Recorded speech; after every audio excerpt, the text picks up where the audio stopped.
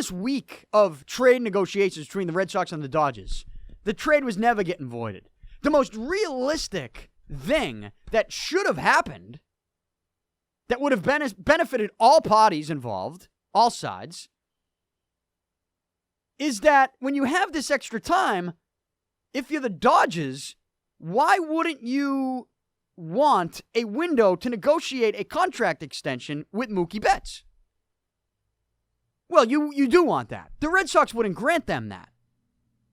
This is a big question. This is one that I don't think Red Sox fans want to ask or answer. But I asked it, and I answered it for you in a column, like I said, on my website.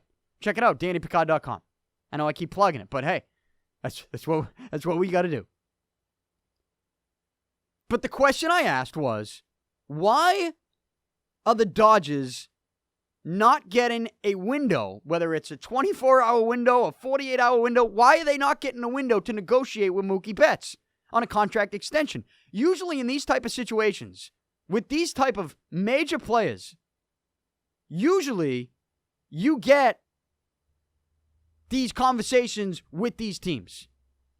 The 24-hour window to negotiate a contract extension. The Dodgers aren't getting it. Is it because they didn't want it? No, they wanted it. Why aren't they getting it then? They have a whole week to negotiate. Here's why. The Red Sox wouldn't give it to them. Do you know why the Red Sox wouldn't give the Dodgers a window to negotiate a contract extension with Mookie Betts? Because the Red Sox didn't want the Dodgers finding out exactly what they know. Now, I get it. The Dodgers have an understanding that Mookie Betts is going to be a free agent, that he's going to most likely want to test the free agent market. But I'm sure there's people within the Dodgers organization that are like, well, if we just get an opportunity to sit down with Betts and his agent, maybe we can work something out. Well, the Red Sox were concerned that if they give that window, the Dodgers are going to find out, like I said, what the Red Sox know. They're going to find out that Mookie Betts is dead set on hitting free agency. His agent, Steve Veltman, is dead set on it. There's no change in their mind. They're going to free agency. That's where they're going. They're going to create a bidding war between a couple of big market clubs, and they are going to steal this show next winter. That's what they're doing. And if the Red Sox gave the Dodgers that window and they allowed the Dodgers to have those conversations and the Dodgers came away with it going, wow, we're going to have no chance to sign him because he's going to test free agency. That's their motive. That's their game plan. That's their strategy. There's no change in it. If that happened, you think the Red Sox would be getting this return today? You think the Red Sox would be getting 3 prospects from the Dodgers? No, they might not even get Verdugo. I don't even know if there'd be a trade. So, there's a method to the Red Sox madness of not giving the Dodgers a window to negotiate an extension. Nobody wants to ask that question, or at least nobody wants to get the answer to that question. But I'm giving it to you. I gave it to you in my story on my website, and I'm giving it to you again now. The Dodgers did not get a window to negotiate with Mookie Betts because the Red Sox wouldn't give it to him. Because the Red Sox did not want the Dodgers to find out exactly what they know, which is that Mookie Betts and his agent, Steve Veltman, are dead set on free agency. They're going to free agency. The Dodgers have no chance to sign him to an extension. You know, unless they're going to offer him more than Mike Trout, and I don't think they're going to do that. I don't think anyone's going to do that. And I think Betts and his agent know that. But they want to go to the highest bidder. There's no bidding war until he hits free agency. And also, a very important thing to note is what I pointed out in my story is that Steve Veltman, he just started a new agency. Steve Veltman represented Mookie Betts for a company called TLA Worldwide. And then in late 2018, Veltman and another agent from that TLA Worldwide, they left TLA Worldwide to start their new agency. And that agency is VC Sports Group. VC Sports Group. Go to their website. They don't have a working website yet. They just have the logo and an email.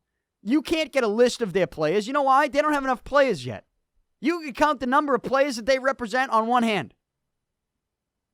Their biggest names are Mookie Betts and Madison Bumgarner. Madison Bumgarner this winter signed an $85 million deal with the Arizona Diamondbacks, leaving the San Francisco Giants, a team he was with for 11 years and was great. Borderline legendary stuff with the Giants. And he left the Giants to test free agency. And they got a deal that was, it wasn't a great deal, considering all the money that was getting thrown around. Bumgarner is 30 years old. It's not like he was the oldest cat in the league. And it's the same winter, the same offseason, this offseason, in which Scott Boras is basically made a total of $1 billion for his clients. Garrett Cole, $324 million.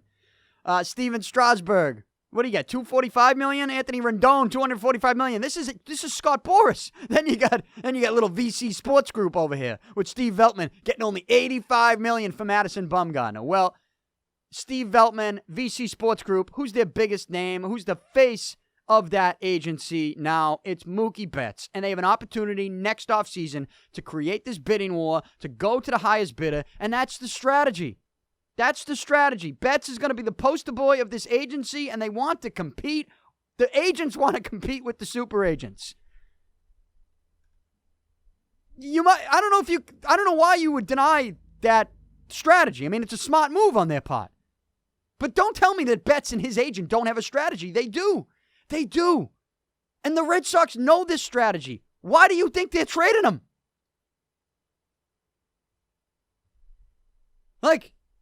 Nobody wants to use that logic. They just say, John Henry's a billionaire. He should give Mookie Betts whatever he wants. Well, what does Mookie Betts want?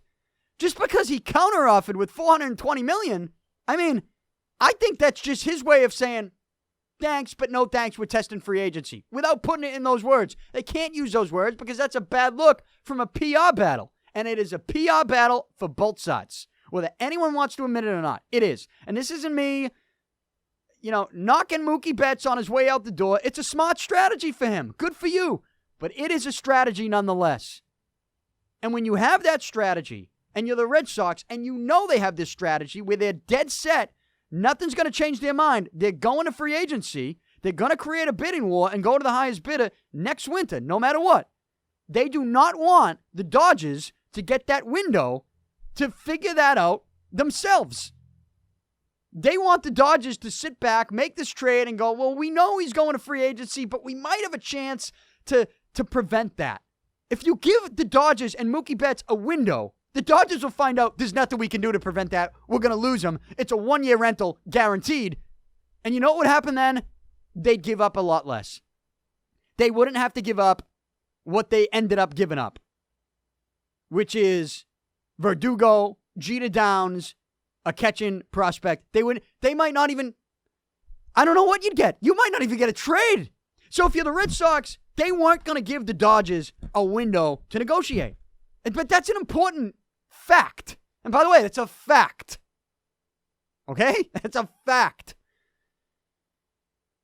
This is all factual stuff. I'm not dishing you opinionated nonsense right now. These are facts. But it's things that people don't want to hear. The people that are like, the Red Sox are cheap. They're raising the prices of Fenway. They don't want to hear this stuff. The facts. You can't sit back and go, well, I wonder why the Dodgers and Betts don't have a window to negotiate a contract. You don't think of that? That's not something that, we've had a week now. And I've actually been shocked that nobody's talking about that part of it. So I decided to do it. I decided to find out what was going on. And I did. I'm dishing you the facts. I dished you the facts on my story from my website. Learn something. I'm trying to teach you something. If you don't want to listen, then, I won't be shocked because for the most part, a lot of these baseball guys, they don't want to listen to me because sometimes the truth hurts. And most of the time I give you the truth. Right now, guaranteed fact, truth, is that a huge aspect of a trade like this usually is a window to negotiate a contract. Nobody's talking about why they're not getting a window. No, if Mookie Betts wanted a window to negotiate a new contract right now, the Dodgers would get it. Because if there was a chance that they could get an extension and the Dodgers were like, yeah, we'll pay you $420 million, and Mookie Betts agreed to that, you know what would happen? The Red Sox would get more in return even than what they're getting now. They would. At that point, maybe you would get a third team to get better prospects to go to Colorado to land you Nolan Arenado. But you can't get that return from the Dodgers because right now it's a one-year rental. So all parties involved would benefit from a window to negotiate an extension if an extension was possible. The problem is the Red Sox know an extension is not possible, and they don't want the Dodgers to find that out before they can begin those extension talks. It's a complicated situation with that in that regard, but it's the situation that they're in. No window to negotiate. We're not giving it to them. That's what they're saying. That's what the Red Sox are saying. We're not giving them a window to negotiate because what they're going to do is they're going to talk to Veltman and Betts, and Veltman and Betts are going to be like, yeah, we might come back to L.A. We never said we wouldn't play in L.A., but you're going to have to get to us in the winter. Let's figure it out next winter. And the Dodgers will go, wait, you don't even want to have a conversation? And they'd be like, $420 million. And they throw a counter offer at him, and they go, let's talk in the winter. That's what would happen. And the Dodgers would go, well, wait a minute. Now it's really guaranteed a one-year rental for Mookie Betts. So how much do we really want to give up? They wouldn't give up what we're seeing they gave up today. They might not even give up anything at all. There might be no trade. But that is the perfect example that goes to show you for the people that are like, oh, why don't the Red Sox just give Mookie what he wants? Well, what does he want? He wants to test free agency. That's what he wants.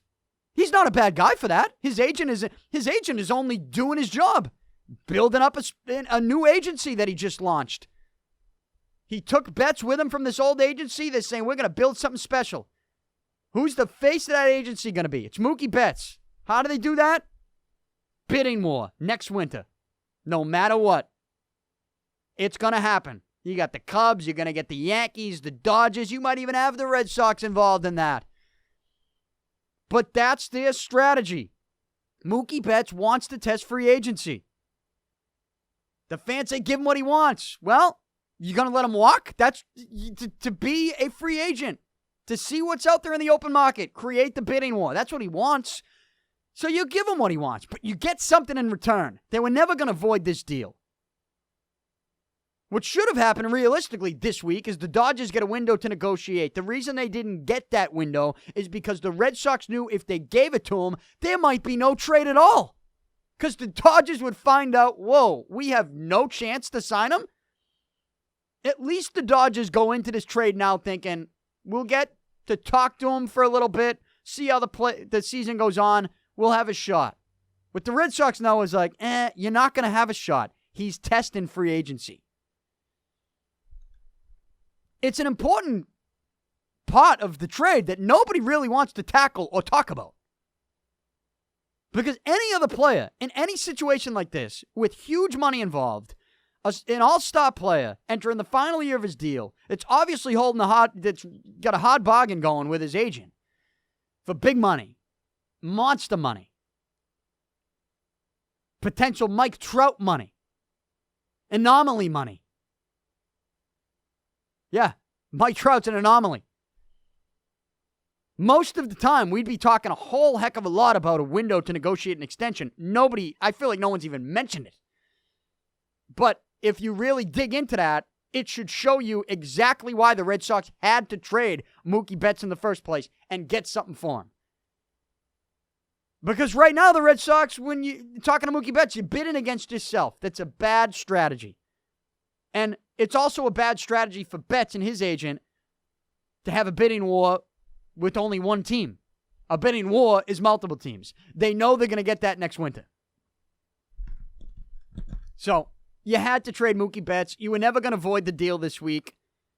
The Red Sox end up getting more in return. Is that more in return better than if they had just accepted the original deal of Gratterall? I don't know. I have no idea, and neither do you.